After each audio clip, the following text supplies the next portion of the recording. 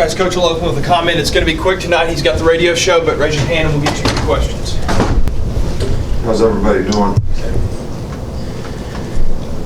Good.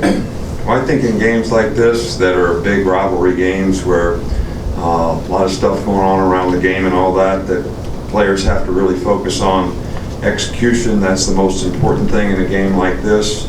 You know, focusing on what you need to do in the game to play well and not get sort of semi-distracted by, you know, all the things that are going around you, so you're not saying what if and if only I'd have done this or that or whatever, and then have a bunch of regrets. So that's what we're trying to focus on with our players, and we certainly made progress this week, but we still have work to do, and you know, this is a great rivalry game, and everybody looks forward to competing in it, and I think our players would love to play their best football in this game. Go ahead. No, I apologize. We'll start here with Michael. Earlier here, you were talking about penalties, and a couple of them were piling up a few games. What do you think has been behind you guys cutting us down and being pretty highly ranked in that? Well, we emphasize it, you know, every day. It's disappointing when you emphasize it and you don't get the result that you want, which sometimes earlier in the year we did not get it. Lately, it's been a little better. Especially the undisciplined type penalties, you know, the false starts, the illegal formations on offense, the jumping off sides, lining up on offsides on defense.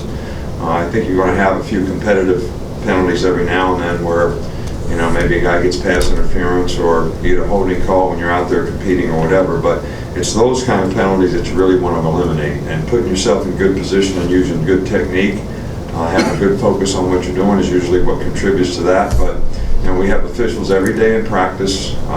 We know we go through penalties every day in practice so that players see the emphasis on what they need to improve on when it comes to those types of things.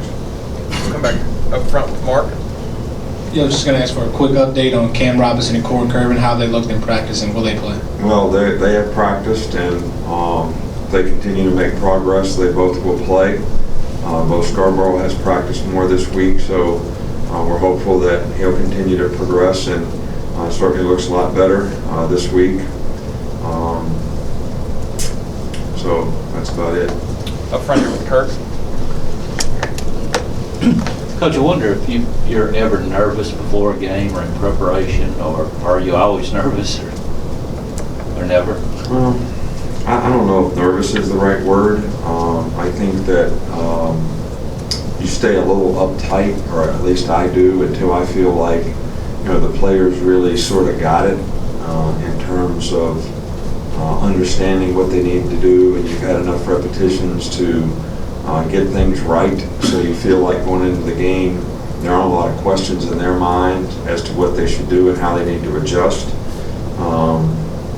And then I think when the game starts, you know, you're totally involved in the game and trying to make adjustments to whatever's happening in the game. So you're worrying play to play. You're not really, you know, nervous or anything like that. So I don't really know if nervous is the right word.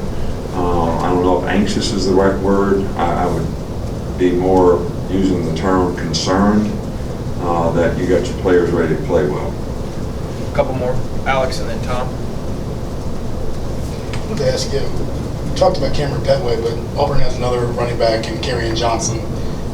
What are your thoughts on him? I know, I guess you offered him to come here as well. What do you see from him as a recruit? Well, he's a fantastic player, a very good all-around player. You know, can run inside, can run outside. Really, really good receiver. You know, they use him in Wildcat some, so he can handle the ball well for him. You know, I mean, he is the whole package and a complete player, and we have a tremendous amount of respect for him. And I think when those two guys are healthy, you know, their running game is even better, and it's always really good. Finish up in the back with Tom. Injuries always impact every game, but with your NFL background, I'm just curious, would you be in favor, hypothetically, if the NCAA instituted an injury report policy for FBS programs? Well, who would we be giving it? Why would we be doing that? For you or for us? Both. I mean, I think we'd be doing it for you. I mean, I have no interest in telling the other team what players are going to play or whatever. And I don't think most teams in the NFL do either, but the media wants to know, and they put a lot of pressure on them, so they make a rule that you have to release an injury report. So, you know, I mean, I guess if I was in your shoes, I'd be for it. Standing up here in my shoes, I'm not for it. Good answer. Thanks, Coach.